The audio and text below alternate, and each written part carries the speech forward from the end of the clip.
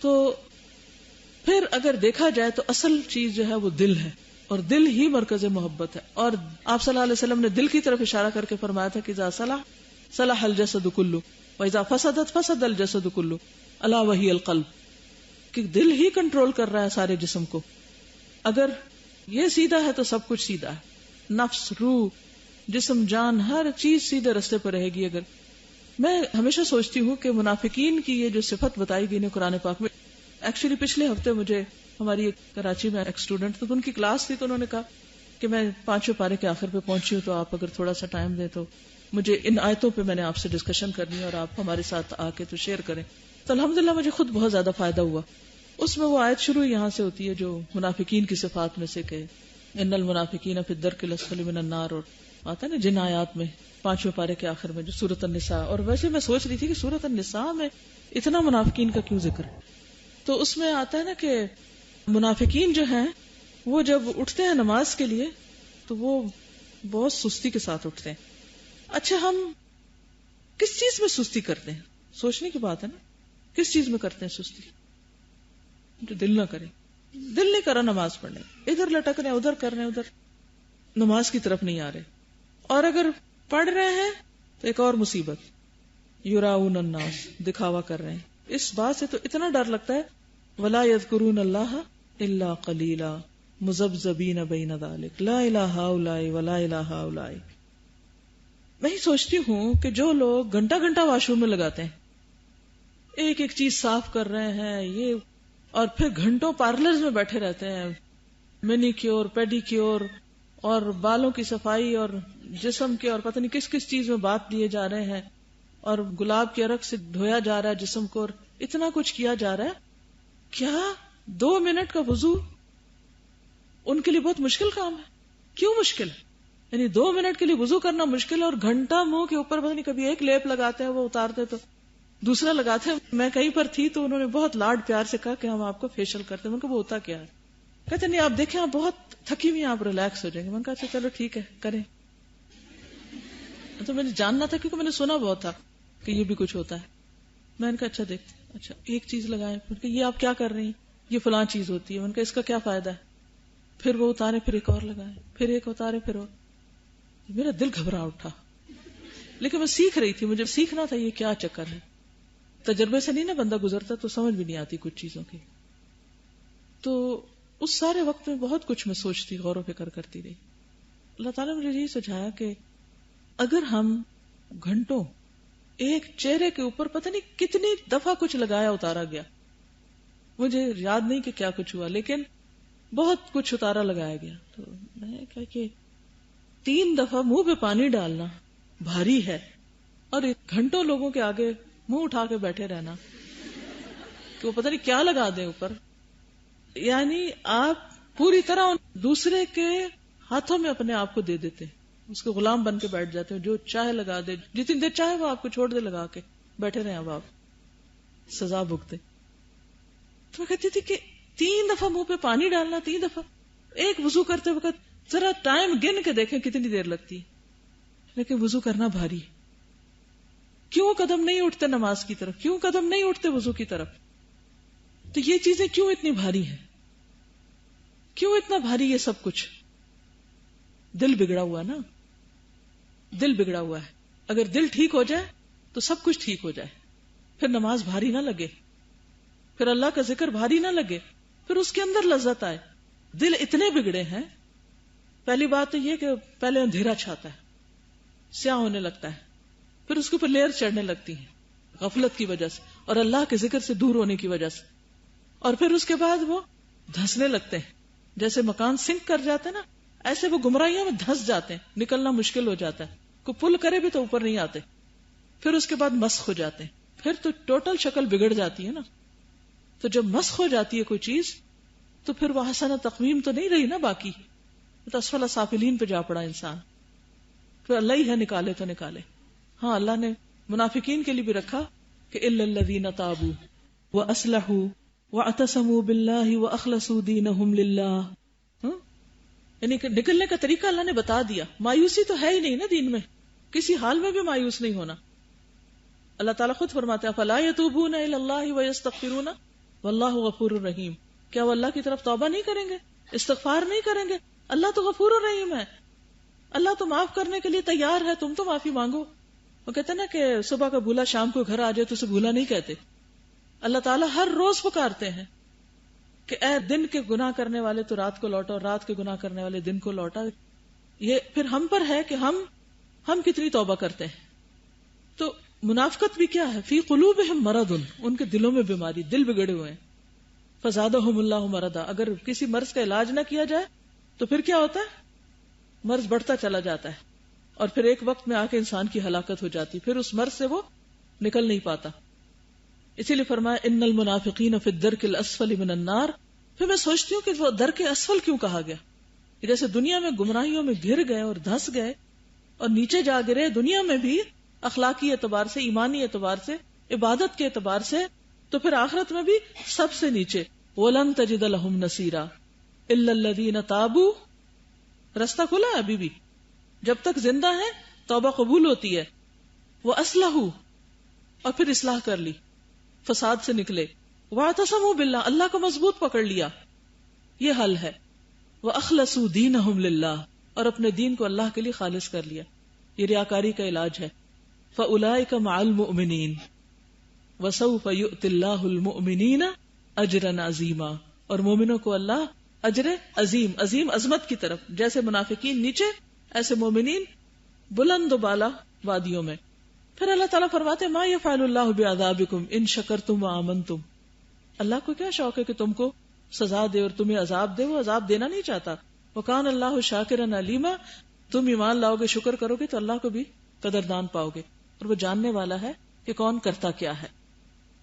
اور کوئی کوشچن؟ کہ ایک تو لوگوں کے درمیان ہوتے ہیں تو ظاہر ہے پھر لوگوں کو دکھا رہے ہوتے ہیں.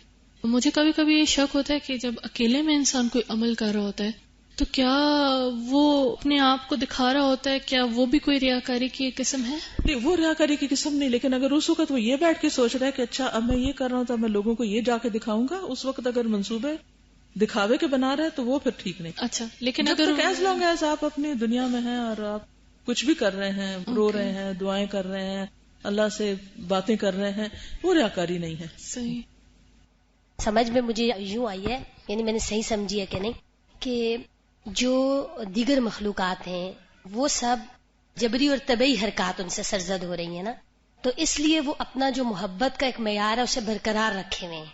اور ہم جو انسان ہیں, ہم چونکہ اس کے علاوہ اختیاری افعال بھی کرتے ہیں, تو اختیاری افعال جو ہمارے, وہاں ہم محبت کا وہ معیار برقرار نہیں, یا وہ اصل جو ہے اس کو نہیں برقرار رکھ پا رہے. اس کی وجہ یہ کہ ہمارے اندر جیسا قلب ہے وہ خود اوپر نیچے ہوتا رہتا ہے, وہ اوپر نیچے ہو رہا ہے, اس کی یعنی حالت ایک نہیں رہتی. اسی لیے حضور صلی اللہ علیہ وسلم فرمایا کہ اذا مررتم بریاض الجنت فرتعوا, جب جنت کی کیاریوں پہ گزر ہو تو کچھ چر چگ لیا کرو. تو لوگوں نے پوچھا کہ وہ کیا ہے؟ تو فرمایا حلق الذکر, ذکر کے حلقے. تو یہ ان چیزوں سے یعنی ایمان بڑھانے کے, جہاں گھٹانے والی چیزیں ہیں وہ بڑھانے والی بھی ہیں, اور بڑھانے والی میں یہ جو ہے نا واعتصموا باللہ واخلصوا دینہم للہ. تو واعتصموا باللہ قرآن میں دوسری جگہ اگر آیت کی آیت سے تفسیر کریں تو کیا بنتا ہے؟ واعتصموا بحبل اللہ جمیعا. ٹھیک ہے, اللہ کو پکڑنے کے لیے کیا پکڑو؟ اللہ کی رسی پکڑو, یعنی قرآن مجید سے مضبوط تعلق, اور جمیعا مل کے پکڑو, کیونکہ والمؤمنون والمؤمنات بعضهم اولیاء بعض یشد بعضہ بعضا والی بات آتی ہے, ایک دوسرے کے لیے سپورٹ بنتے ہیں. That's very important also.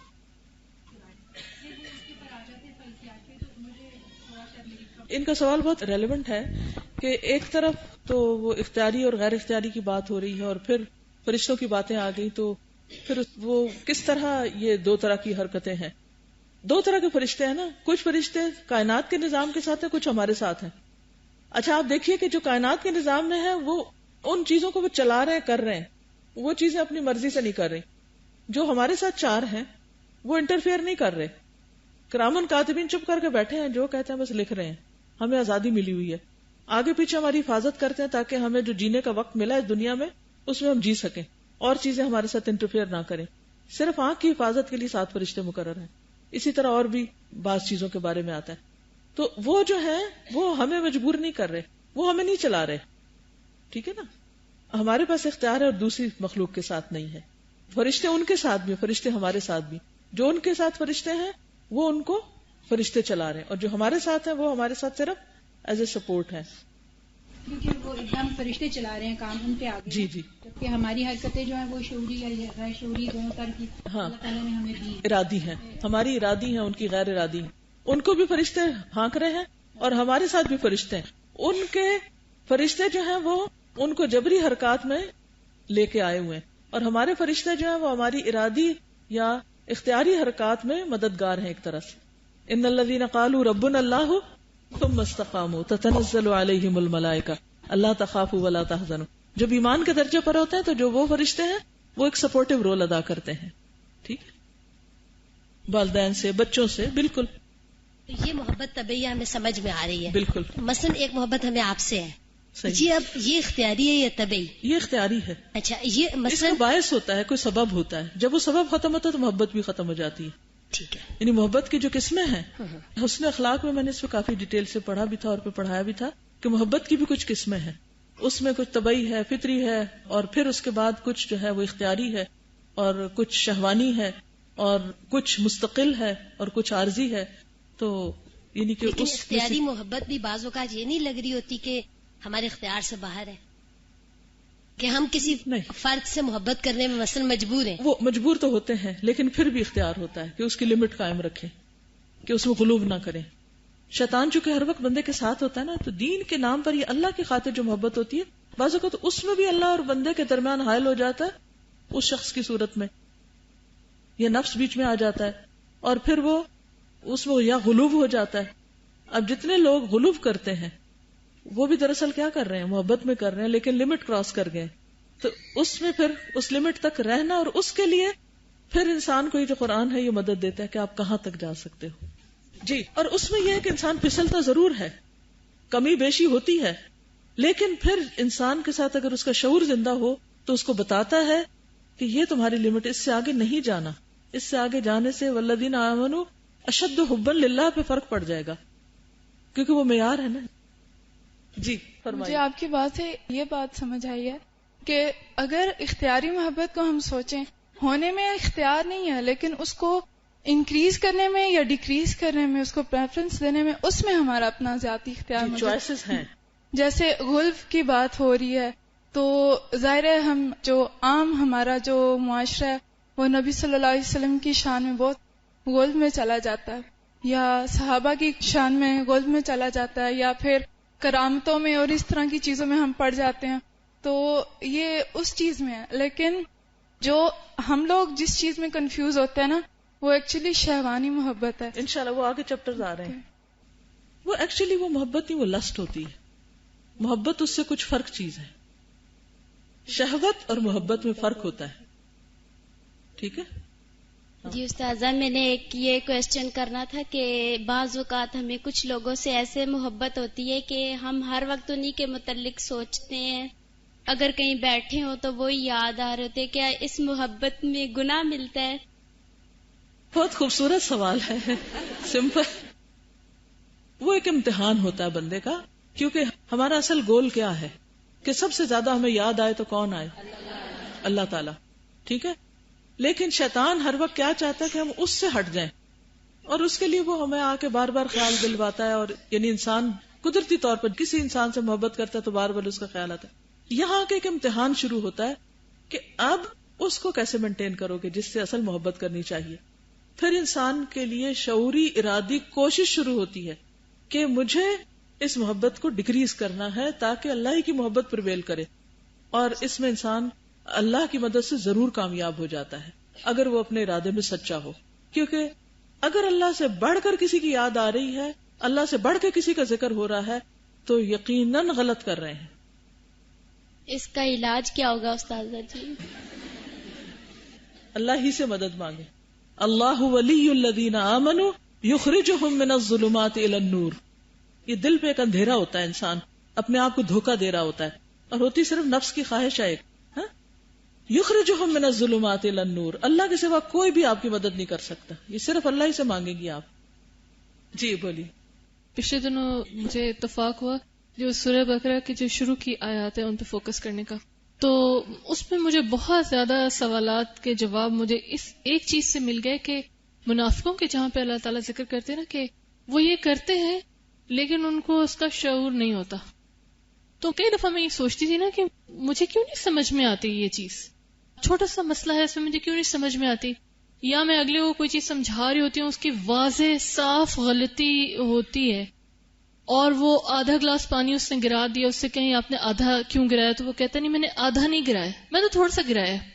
اس کو سمجھ نہیں آ رہی کہ آدھا ہی گلاس ہے, اس کے سامنے ہو رہا ہے, ایکسپٹنس نہیں. تو مجھے پھر بہت زیادہ یہ لگا کہ ہم سب میں بحیثیت قوم شعور کی کمی کیوں ہو گئی, کیونکہ ہم منافقت کے اندر اتنے ڈوبے رہے ہیں. اللہ تعالیٰ ہمیں معاف کرے. اکثریت کی میں بات کر رہی ہوں, کچھ تو ظاہر لوگ ہوتے ہیں ہدایت پر ہی ہیں, لیکن اکثریت جو منافقت میں رہ کر اس کا ایک آفٹر افیکٹ, جیسے کچھ دوائیوں کو ہوتا ہے نا, وہ چھوڑ بھی دیں لیکن اس کا آفٹر افیکٹ کافی عرصے تک رہتا ہے, بالکل وہ بے شعوری ہے.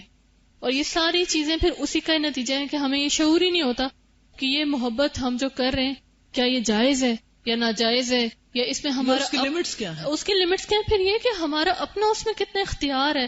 ہم ہر چیز اللہ کے ذمہ ڈالنے کے بڑے شوقین ہیں, اللہ ہی دل میں محبت ڈالتا ہے. تو بھئی چوری کرنے والے کے دل میں چوری کرنے کی محبت اللہ نے ڈالی کیا؟ مطلب یہ تو غلط بات ہے نا. آپ ہر چیز اللہ کے ذمہ ڈالتے جائیں اور محبت پہ اختیار نہیں, اور دل پہ اختیار نہیں, اور کسی بھی چیز پہ اختیار نہیں. یہ بہت سی باتیں محبت کے بارے میں, جتنے گانے اور فلمیں اور جو شعر و شاعری ہے, اس میں ایک غلط عقیدے کو جنم دے دیا ہے, اور اس کو محبت کو پرستش اور عبادت کے درجے تک لے گئے ہیں, اور اس کو بھی جائز اور بالکل ایک, اور پھر یہ کہ محبت اور جنگ میں ہر چیز جائز ہے. یہ کس حدیث میں لکھا ہوا ہے؟ اللہ چاہے گا تو دے دے گا, بالکل. تو اصل بات یہی ہے کہ وہ جو شعور, ارادہ, اختیار اور پھر اخلاص, واقعی سچے ہو, چاہتے ہو, اگر چاہو گے تو اللہ ضرور دے گا. اب دیکھیں یہ جو 4 چیزیں بتائی گئی نا, تابوا واصلحوا واعتصموا باللہ واخلصوا دینہم للہ, اس میں توبہ, اصلاح اور اخلاص اور اعتصام باللہ. اگر اس میں سے ایک بھی چیز مسنگ ہوگی نا, علاج مکمل نہیں ہوگا منافقت سے. اگر ہم صرف توبہ کر لیں کہ بس معافی مانگ لی, اب نہیں کریں گے, پھر پلٹ جائیں گے وہاں.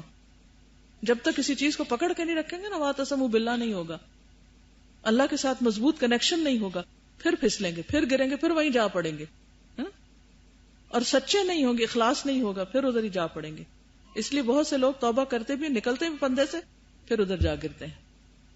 یہ مت سوچیں کہ ایک دفعہ نکل آئے تو پھر بچے رہیں گے, پھر گرنے کا احتمال ہے. تو اس کے لیے ایک مستقل حل اور علاج چاہیے, واعتصموا باللہ, اور اس کے پھر آگے طریقے ہیں اللہ کو مضبوط تھامنے کے. جی یہ میم جو بات کر رہی تھیں کہ یہ جو لٹریچر نے محبت کو جس درجہ عبادت دے دی ہے, یہ اتنا ڈس اپوائنٹمنٹ کا کاز بنتا ہے, کیونکہ جتنا آدمی ٹوٹ کے محبت کرتا ہے, جتنا اس کا ایکشن ہوتا ہے, اتنا ہی وہ بری طرح ٹوٹتا ہے. اور اگر ہم اللہ تعالی اور رسول اللہ صلی اللہ علیہ وسلم کو اپنے پہلے نہیں رکھتے ہر ایک سے, وہ ایکچولی اللہ نے اپنے لیے نہیں کہا, وہ بندے کی حفاظت کے لیے کہا ہے, کیونکہ وہ ایک بفر زون ہے. اللہ اور رسول اللہ, رسول اللہ اس لیے کیونکہ انہوں نے کہا کہ میری زندگی سب سے مشکل گزری ہے, تو آپ میری زندگی سے اگزامپل لے لیں. اور اللہ اس لیے کیونکہ اللہ تعالیٰ جو ہیں وہ آپ کو ہیلپ کریں گے اس ڈس اپوائنٹمنٹ میں سے نکلنے کے لیے. تو جب آپ اللہ اور نبی کو پہلے رکھیں گے اپنے بچوں سے, اپنے ہسبینڈ سے, اپنے if you are in love with somebody اور whosoever, وہ actually is your buffer zone. جیسے اسٹیئرنگ کے سامنے ایکسیڈنٹ ہو تو وہ ایک دم نکل آتا ہے ہوا کا bag, that is your buffer to save you from cracking and breaking. Because جو اللہ نے کہا ہے نا, ایکچولی وہی سچ ہے. باقی I mean, life is full of disappointments, including your parents, including your children, and I have lived through it. And میں آپ کو ایکسپیرینس سے کہہ رہی ہوں, میں آپ کو قسم کھا کے سچ کہہ رہی ہوں کہ یقین جانیں, لوگ کہتے ہیں نا کہ ایکسپیرینس مان لینا چاہیے, بے وقوف ہوتے ہیں جو لوگ خود ایکسپیرینس کرتے ہیں. رولز نہیں چینج ہوتے ہیں. I swear it's true. کہ اگر اللہ اور رسول کو آپ نے پہلے نہیں رکھا، آپ زندگی میں اتنا وقت اپنا ضائع کریں گے اس ہرٹ میں سے نکلنے میں. جب اللہ اور رسول ہوں گے، دنیا میں آپ کو کوئی کچھ بھی کہہ دے، اٹ ڈز ناٹ میٹر. آپ اس کو امیڈیٹلی پوسٹ اٹ، جیسے ہوتا ہے نا، you post it to God and it's finished. آپ کی کوئی غیبت کرتا، it does not bother you. کوئی آپ کو ہرٹ کرتا، it does not bother you, because آپ نے محبت کی تھی اللہ کے لیے، آپ کو اجر چاہیے اللہ سے. So this actually is for the person کہ وہ زندگی اپنی آپٹیمم پازیٹیوٹی اور پین لیس گزارے، اور وہ اسی طرح ممکن ہے، اور اس کا کوئی طریقہ نہیں ہے، کوئی بھی طریقہ نہیں ہے. اینڈ ود دس، میں ڈاکٹر فہد کے ساتھ ہوتے ہوئے اتنی اس قابل نہیں ہوں کہ میں اتنی بات کروں. میں آپ کو چیلنج کرتی ہوں، ایچ ون آف یو، کہ اگر اس کے علاوہ کوئی رستہ ورک آؤٹ کرتا ہو، I swear, I challenge you، اس میں اور کوئی طریقہ نہیں ہے. اللہ آپ کو سب سے زیادہ محبت کرتا ہے، اور اس محبت کی وجہ سے وہ کہتا ہے مجھے رکھو پہلے. اس کی وجہ سے آپ ہرٹ ہی نہیں ہوں گے، کبھی نہیں ہرٹ ہوں گے، آپ نیگیٹیوٹی کی طرف جائیں گے ہی نہیں. یہ اللہ کا امپاورمنٹ سسٹم ہے جس کو ہم ڈھونڈتے پھرتے ہیں لوگوں سے باتیں کرنے کے لیے. اس نے مجھے یہ کہہ دیا، اس نے مجھے ہرٹ کر دیا، اب میں کیا کروں، اب مجھے چھوڑ کے چلا گیا، اب میں شادی کیسے کروں گی، and so on and so. یہ سب ریلیونٹ ایشوز ہیں. لیکن اگر آپ نے ان دو چیزوں کو رکھا ہوا ہے، believe me, your life will be a جنت ان دس دنیا.